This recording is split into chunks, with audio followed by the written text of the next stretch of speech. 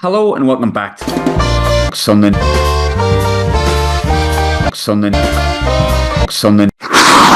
The folks. Sunderland.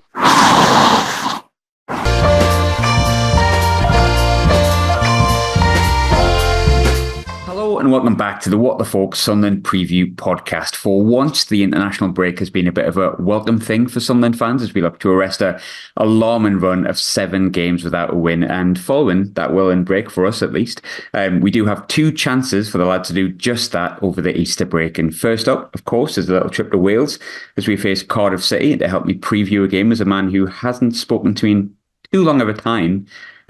Commentator, presenter, reporter, but as I know him, a very good guy in the way of Mark Poyser. Mark, how are you? You well? Hello. Thank you for having me on again. I think it's my 3rd time. Do I get a hat-trick ball or something like that, like Soccer AM used to do? I'll send one down, but I don't know if it'll get stolen in the post or something like that. But no, good to be here. Thanks for having me on again. I feel bad mentioning this because we hate to talk about Cardiff and Sunderland, right? But let's get on to it. Football did happen. The international break has been good for Sunderland fans. England have had 2 meaningless friendlies. I've had Scotland. Not quite the same for Wales. I was going to avoid it, but you know what? Let's go for it. How are you feeling after that last night? Yeah, you got to be a little gentle with us in Wales today after what happened last night.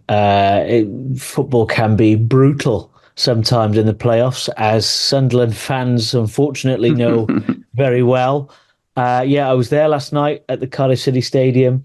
Wales for 90 minutes, I thought, played really well, created most of the chances. Over the 120 minutes, Poland probably had more of the ball, but didn't have a single shot on target. Danny Ward didn't have a single save to make until penalties, and then it is a lottery. Some of the penalties from both players under that pressure were remarkable.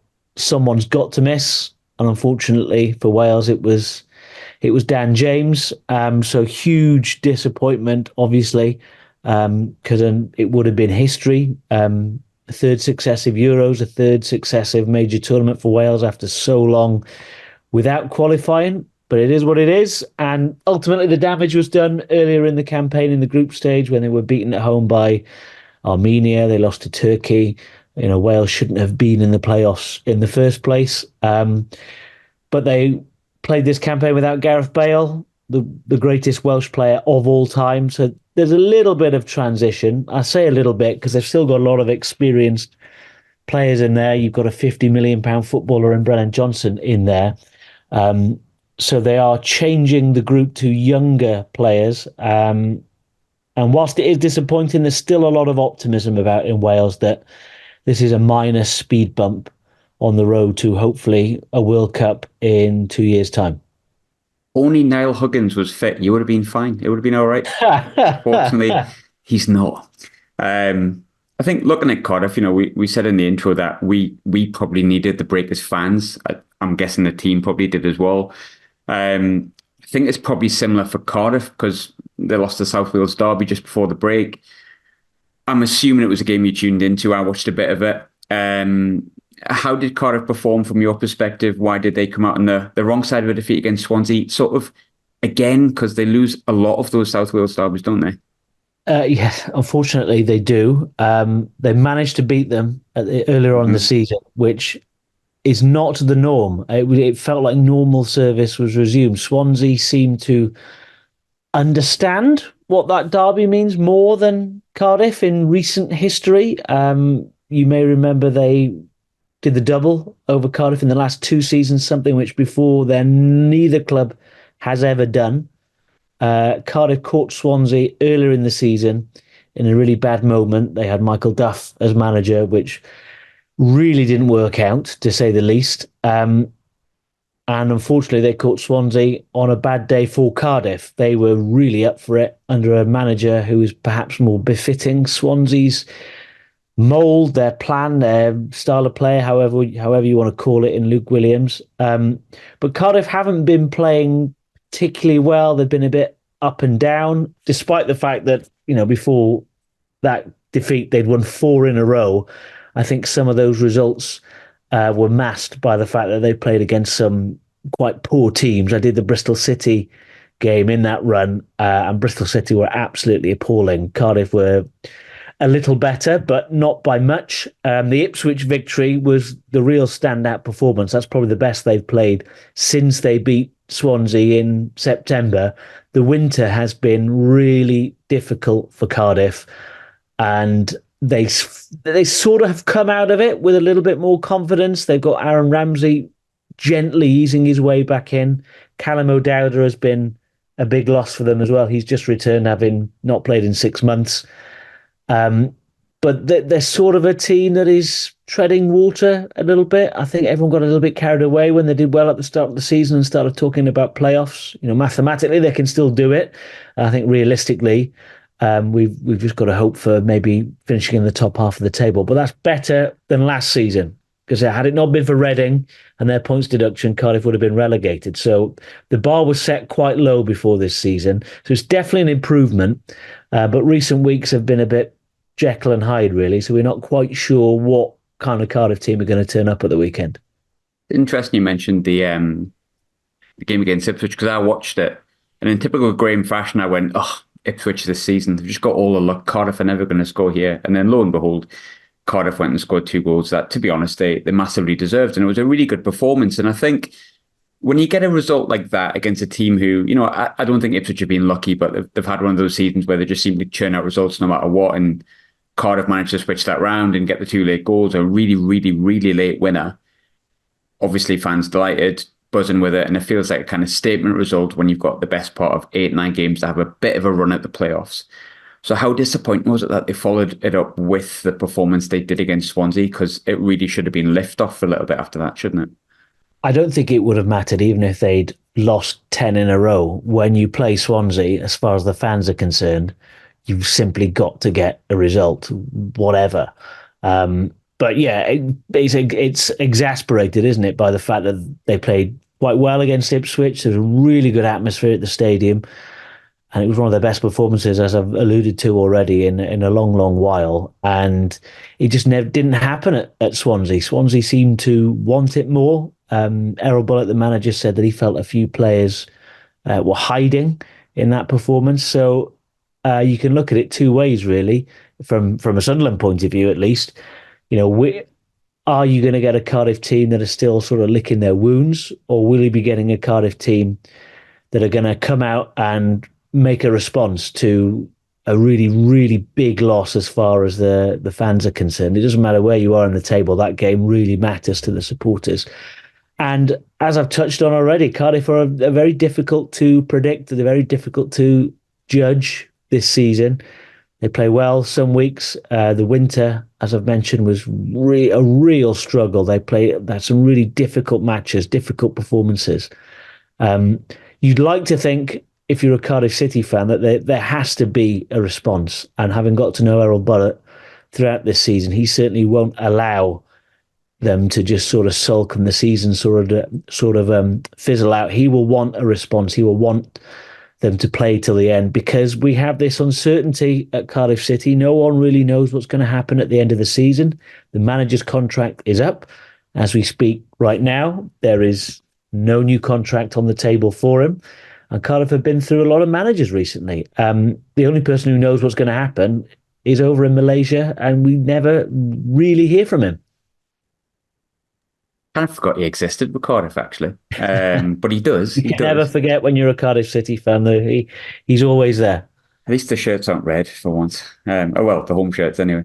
I think it's funny because you mentioned that run of 4 games in a row that Cardiff won. And you look at it and I thought, oh, bloody hell, they'd won 4 games in a row. But it was like 2-1, 1-0 here and there. And I honestly thought, and you've kind of answered this in a way, but I honestly thought, with all due respect to Cardiff fans, Cardiff have won 2 games in a row at the Stadium Light and been one of the worst teams I've seen and done smash and grab right at the end. And I thought, I wonder if they're winning 1-0 in that sense, or are they winning 1-0 because they deserve to?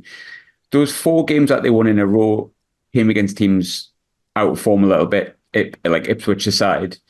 Were those convincing wins? Did the fans feel like they were convincing wins, or were they more just catching teams at the right time?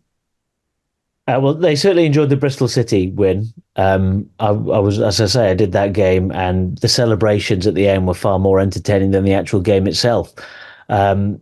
Probably because they've had such a sort of miserable winter, if you like. They haven't had a lot to celebrate. Bristol City are a rival like Swansea. And in those matches against those two clubs, they've won 3 out of 4 this season. That's quite a good return in that sense. I did the Huddersfield game as well, where they won 1-0. Huddersfield were really poor that night. Stoke, their struggles are sort of well documented. Their style of play is quite weird in that they are quite passive. They're not a team to sort of take the game by the scruff of the neck. They tend to sit back a little bit and play on the counter. And I suppose that's fine when you play in Ipswich, when you play in Leeds, when you play in Leicester. But when you play in Huddersfield at home, not sure that cuts the mustard. They found a way to get through on that occasion. And in that Bristol City game, the difference between the two sides was Cardiff had one really good delivery from a corner into the penalty area, which Perry NG was able to head home, and Bristol City were not able to find that sort of quality. But it's been long overdue that they've edged these results, because they were on the end of some big scorelines throughout the winter. I saw them lose convincingly at Plymouth. They were hammered at Sheffield Wednesday in the FA Cup. They lost convincingly at Hull. And that Plymouth game in particular, that was the last match before the end of the transfer window. And it was one of the most extraordinary post-match interviews I've ever done with any manager. Erol Bullitt essentially, not in so many words, but sort of threatened to leave if they didn't sign any players. And then in the last 2 days of the window, they brought 5 players in. So with Cardiff, there's always a story at Cardiff City. There's always something going on. It's created by the sort of club that Vincent Tan has run for the last 14 years, and decisions at that club don't really follow a lot of logic off the field. I think someone once said to me, I think it was when Steve Morrison was sacked, so we're going back 18 months ago now or so. He brought a lot of players in. They weren't playing amazing football, but they certainly weren't doing badly. And I said to someone, this just doesn't make sense. And they said to me, well, you're applying logic to this decision. And this is Cardiff City. Logic often doesn't apply. And when you look at it that way, they went through 3 managers last season. There's an uncertainty over Erol Bullitt now.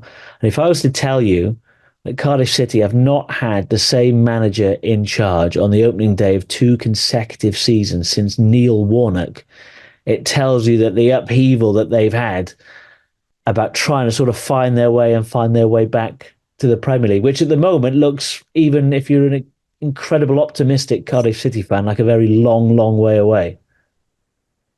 Michael Beale is available if he does go, I've heard. Yeah, speaking of upheaval and daft decisions, from the outside looking in, down here, that did seem like a really strange one. Still does. It's funny with Vincent Tan, because I said before, I kind of forgot that he was there, but kind of almost knew he was, if that makes sense. I didn't actually realize that Bullitt's contract was only for a year. How much does not just Bullitt's contract, the whole situation with Vincent Tan, whether it's intentional or not intentional, because you never know with owners these days when you look at the clubs like Sheffield Wednesday, how much does all of that undermine the actual stuff that happens on the pitch? Like a manager that doesn't know whether he's going to stay or not, an owner that's in Malaysia doesn't really seem to know what he's doing. How much has the last 14 years been undermined by stuff like that with Cardiff City? Well, I think we've moved on from the sort of rebrand that was over 10 years ago now with the red shirts. That made him incredibly unpopular, as you can imagine, with a lot of supporters. In the last 3-4 years, basically, I think since the sort of era where Malky Mackay got them to the Premier League and spent a lot of money, Neil Warnock got them to the Premier League and spent a lot of money, and ultimately on both those occasions, they were relegated at the very first attempt. I think he feels like he's had his fingers burnt a little bit, so the sort of size of the investment or the size of the money that's been made available has shrunk a little bit, and things are done maybe a little bit more cheaply than perhaps they were in the past. But it's a real catch-22 with Cardiff, because a lot of fans believe that until he sells up and leaves, the club will never go on and progress and establish themselves in the Premier League, which is the ultimate goal. Um, but there's no sort of realistic sign of that happening anytime soon. And then you look at the books, you look at the accounts. So they can't live with him, but they also can't live without him. They're heavily reliant in a financial sense. The last accounts came out, had the debt that they owed Vincent Tan in the region of 60, 70 million. That actually went down from the previous year because he's converted some of that into shares, some of that into equity. So without Vincent Tan writing the check and making up the shortfall every month, Cardiff City would be in real trouble if they even existed at all. So it's really, really difficult to sort of really criticize Vincent Tan, because if he was on this call now, he would say, well, I'm putting the money in every month. So, if that's the case, where are the people who are going to save the club like I have? So there's that going on in the background all the while that they're trying to accomplish things on the pitch, but they're trying to accomplish things with a lot tighter budget. You'll know that they've been under a transfer embargo for the last couple of windows. That obviously ended in January. And part of that mad scramble for signings in January that I was talking about, there was limits put on them by the EFL. I believe that was down to FFP. So everything was done at the last minute, trying to make sure that they were compliant, as all clubs are trying to do now. So yes, it undermines it in a way, but it's a really complicated situation that until someone comes up with the money that he wants for the club, Vincent Tan is going to be staying there indefinitely. And that's, whether you like it or not as a Cardiff fan, that's just a fact, unfortunately. I suppose you'd also have to get rid of any debt. That's sort of a bit like Ella Short did with us. And yeah, long story anyway. I'm not a businessman, so I'm probably best not to go into that kind of thing. But I'm interested with Erol Bullitt because I spoke to a few Cardiff fans earlier in the season, both at the game and via the show, and he seemed to be doing a decent job. But like you mentioned a few interviews you said afterwards, I've seen a few things that kind of sat in 11th. That's not really going downwards, which is good compared to last season. But he hasn't had this amazing season and like ripped them from the doldrums of the championship. But he seems to be doing a decent job. Would Cardiff fans on the whole, and I know you can't speak for everyone, like him to stay, or is there a kind of feeling that maybe someone else should be in? I think whether you rate him or not as a manager, I think Cardiff needs some stability in the dugout. They have chopped and changed. There was 3 managers last season. I think a lot of people perhaps wanted Sabri Lamouchi to stay on last year. It didn't happen for whatever reason. And Erol Bullitt for a while has been openly talking about wanting to stay, wanting to build a project and be in it for the long term. And what you got to remember, I mentioned that embargo, he came in with a squad that would have been relegated, but for another team's financial misdemeanors. He wasn't able to pay a fee for anyone because he was still under that embargo in the summer. Managed to cobble a team together that started quite well, you would say, which made him start to talk about the playoffs. He might have even, I think now with hindsight, he might even admit that he got a little bit carried away back then. So if you are not going to be spending big money in this league, you have to be patient and look at the teams who are all at the top this season. It's all the 3 teams who've come down, and you would imagine the Sheffield Uniteds and Burnleys and whoever else it will be, they'll be up at the top of the table last season. Unless you've got those parachute payments, it's incredibly difficult to compete. So if you haven't got the money, in my opinion, you've got to build a team over a period of time. So I do think a lot of Cardiff fans would like him to stay. He's very upfront and honest in his interviews. I get on well with him very well. He's very good to deal with. But he doesn't know. We don't know. Logic would tell you that it would be a smart decision to give him another contract, but the decisions are made by one man and one man only. He has the final say. Whatever anyone else at the club thinks, he has the final say. And he often changes his mind at the very last minute. So we don't know. We don't know. I can't sit here and say with any confidence that Erol Bullitt will still be the Cardiff manager next season, even if it seems like the smart decision, if that makes any sort of sense to you. Said the word stability there. It's not something I've ever heard of before. I don't know what you meant by that, but here we are. Doesn't exist in football, certainly in the second tier, does it? No, definitely not. One of the big stories of the summer was the big rumours of Gareth Bale a few summers ago, and then you hear the rumours about Ramsey, and I'll be honest, I was thinking, surely not. However, he did. He comes in, he's still only 33, he's still captain of Wales. He starts the season relatively well, but he's got his well documented injury issues, and I thought, I wonder how he's getting on. So looked at it. 33, but he's appeared in three of the last, I think, 33 games for Cardiff, knee injury, and then not in the squad. Obviously, it's not his fault. It's not Cardiff's fault either. But how frustrating has it been for both the player, the club, the manager, that you can't get what is a very, very handy player at this level on the pitch that often? Although he has returned, I believe, in the last game, didn't he? Yeah, He's made two substitute appearances in the last 6 months, all of which have come in the last couple of weeks. Look, if you're Cardiff and you're under a transfer embargo and you got the chance to sign Aaron Ramsey, you absolutely bite their hand off, don't you? It's a bit of a no-brainer, and then you accept that there may be these sort of problems along the line where he's got some injury problems. The Championship is a really physical league. You've got to be really durable. Is perhaps not as durable as he once was. However, he clearly has that quality. And if you can only get him on the pitch for a certain percentage of time, he can make all the difference. If he comes in and gets a full preseason, it may be different. Next season, we don't know. But certainly, I think you mentioned there Gareth Bale, and there was a lot of rumours. There was a lot of confidence at times that from within the club that might get over the line. But unlike Aaron Ramsey, Gareth had never had sort of that connection as a youngster with the club. Yes, he was born in Cardiff, but he never played for them. Aaron was brought through the ranks. The club still meant a lot to him. I remember we interviewed him in Caerphilly in the summer.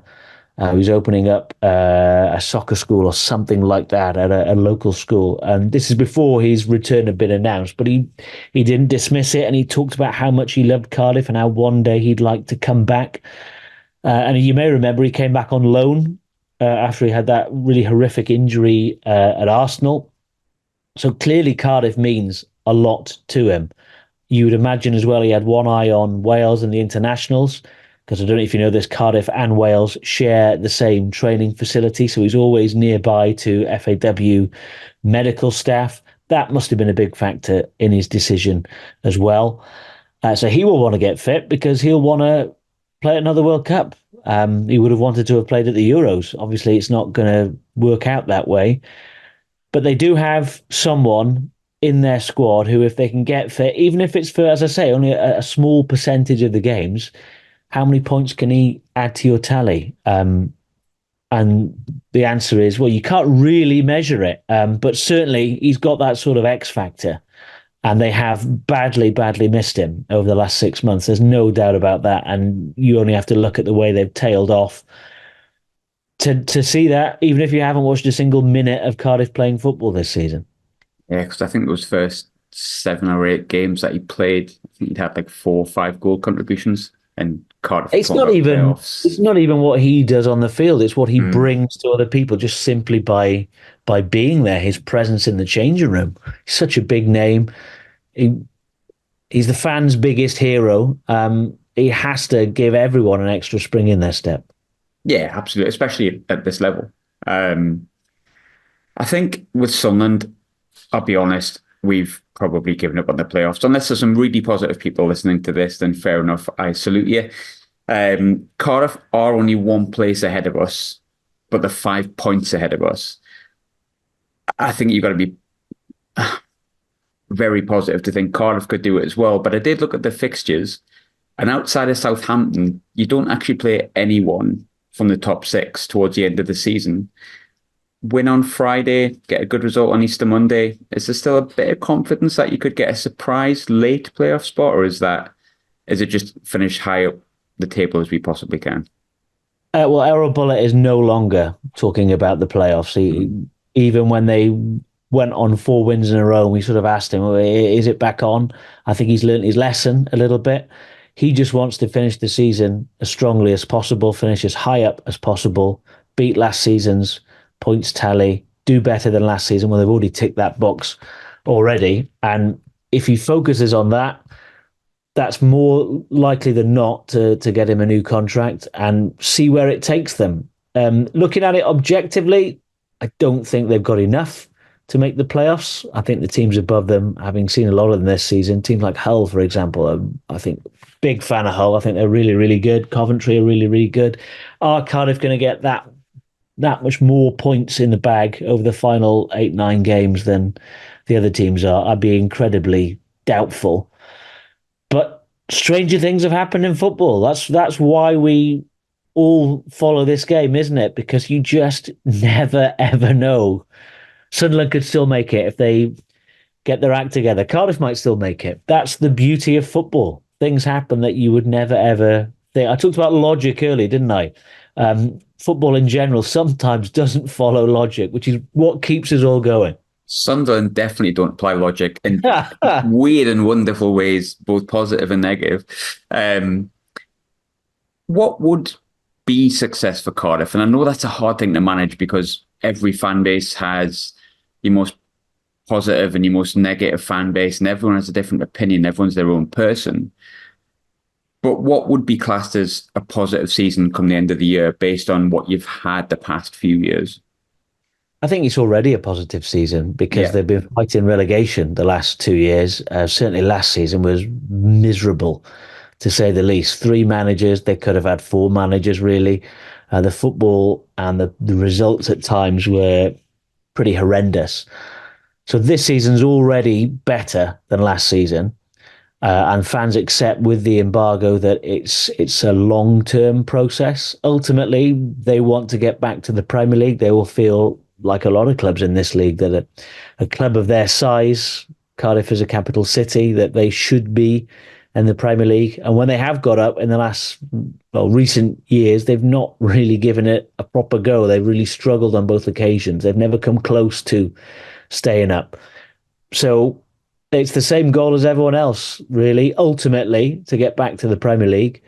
I think next season, if they have this sort of season, that might not be acceptable, having sort of had this as a base to start from, a full preseason with the opportunity to spend money, which they didn't have last year with the embargo. Expectations will definitely be higher next year, whoever the manager is. But I think this year, there's there's an acceptance that this is better than we've had. This will do for now, I think. But certainly there's one eye on the bigger prize in the long term. There's been a question that I've really enjoyed asking people over the past sort of 18 months and over the past 7 to 8 weeks. I've hated asking it. What about Sunderland?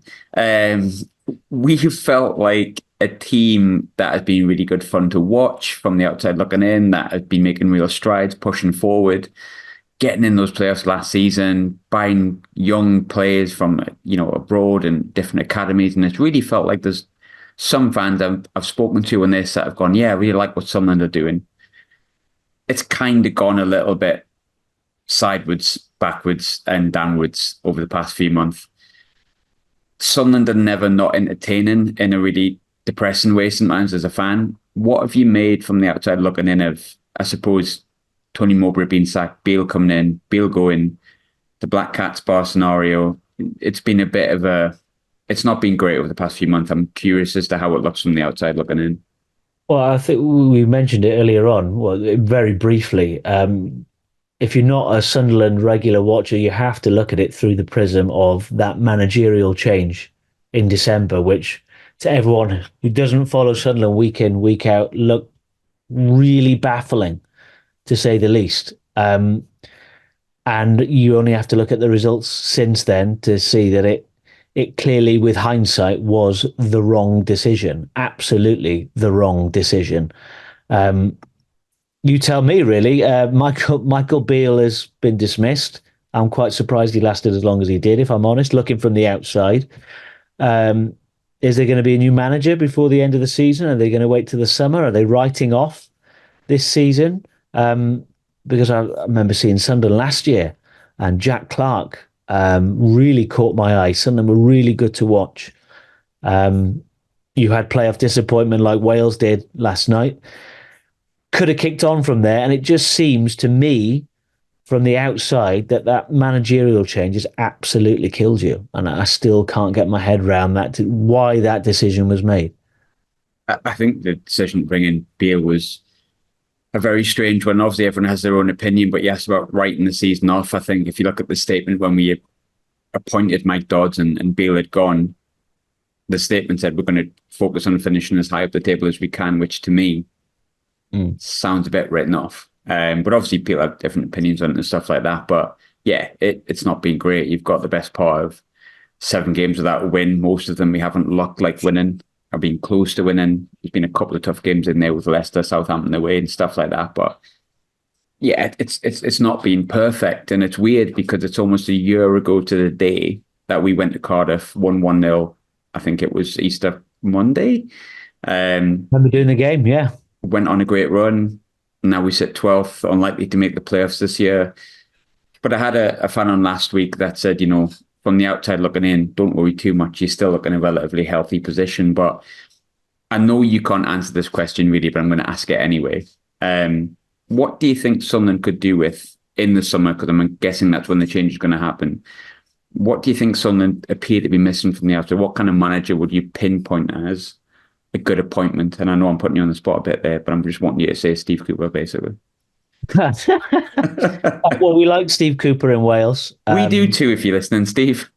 No, we like Steve Cooper. He was a very good manager for Swansea. Not all Swansea fans were fully appreciative of his achievements, and I think we've only seen since how good a manager Steve Cooper was. Certainly with the mess they've found themselves in this season.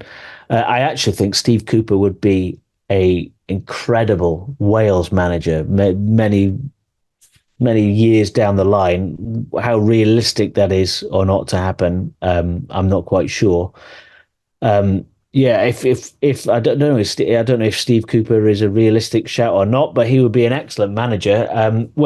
Before you said that name, and you were talking about what kind of manager would we need, I was thinking, am I allowed to say Tony Mowbray? Because yes. From the outside looking in, I thought he was doing a really good job, really experienced manager, knows the championship. It just, I can't keep going back to it, but it just didn't make any sense. But I do think you need that sort of experienced manager who's been around the block and knows how it's done in this league. To sort of guide you in the right way. And you also mentioned as well, like, has it been a good season? And whoever it was that you spoke to said, well, it's been okay. You look at Sunderland's history of the last couple of years and the documentary years, as I'll call it, if you like. It could and has been worse, hasn't it? A bit like Cardiff City in the last 2 years. It has been worse. So whilst it's not as good as you would have been hoping after last season, it certainly isn't the Chris Coleman years, the League One years, and all that. So you rebuild, you go again, but it's going to be this league is so difficult now because the teams that are coming down are so much financially better off than everyone else. So trying to beat them takes a huge amount. And the stars almost have to align like they did for Luton last year to be able to beat the teams with the spending power, because it is no surprise to see those 3 teams right at the top. They've got so much more money than everybody else. Before a ball's even been kicked, they've got a massive head start. Set the league on their own in it a little bit in many ways, apart from Ipswich gate crashing it a little bit, but then...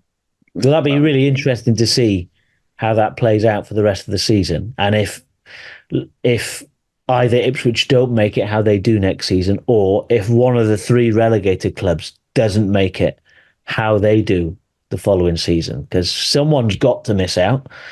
And if it's one of the teams that have got the parachute payments, that will be quite interesting whether they need to sell players to make FFP or not, because it's obviously clamping down on everybody. It's going to be interesting to see how that plays out. The only shame is that the clubs that we're watching aren't involved in the shake-up. Yeah, absolutely. I've got a minute and a half, so I'll ask you as always for the prediction. I'm dead negative recently, but I'll try and be positive, and I'll predict a 1-1 draw.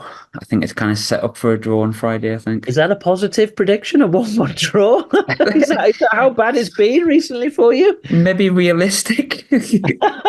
I thought you would say 1-0 win then. No. I'd base it off Cardiff slowly regaining their confidence, and I'd base it off your recent run. Uh, a Cardiff win by a single goal, but I can't see it being convincing the way they've played recently. So yeah, that unfortunately that'll be my prediction. Mark, a pleasure as always. I really need to pay for an upgraded Zoom so we can chat for longer, but nonetheless, I have enjoyed our 40 minutes of time. Good to have you on again, mate. It's been my pleasure. Thank you.